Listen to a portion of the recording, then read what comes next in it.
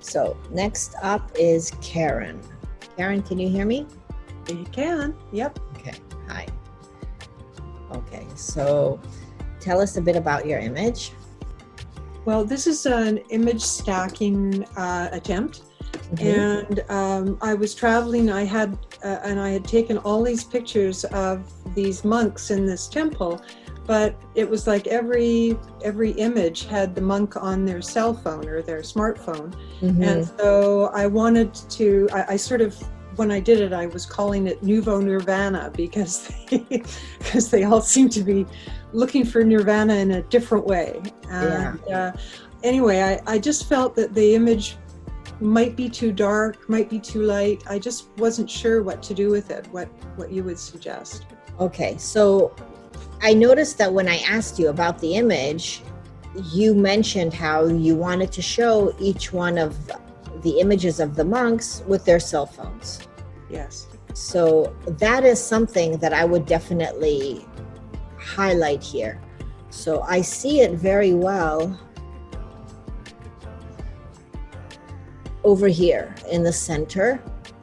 It's getting a bit lost here. I see it a bit here, and that's it. Okay, so when we did stacking in the workshop that you took with me, the stacking workshop, we showed how to selectively mask specific elements.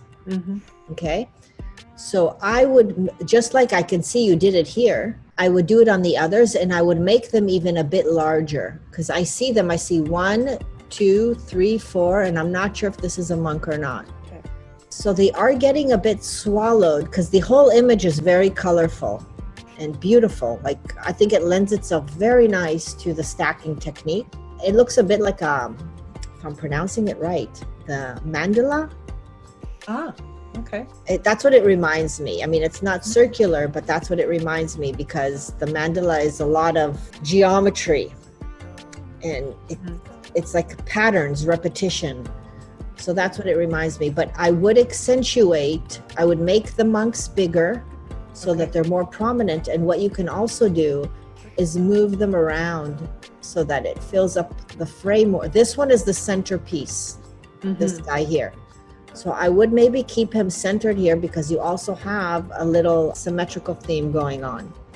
So I would keep him here. I like how he's on the top and he's the most important. And you can even see this very clearly. He's on a tablet. He's viewing something.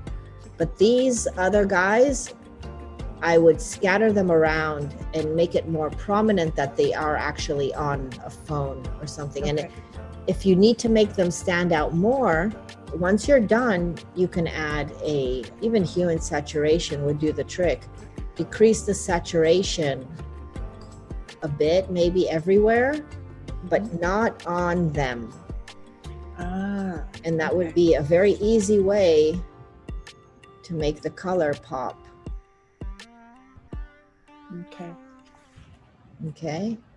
And that way, while they're scattered around, they'll pop out a lot more. But what was the reason that you did a stacking here? Like, why did you find that stacking was the best technique for what you wanted to show? Well, to be perfectly honest, I was experimenting with the technique.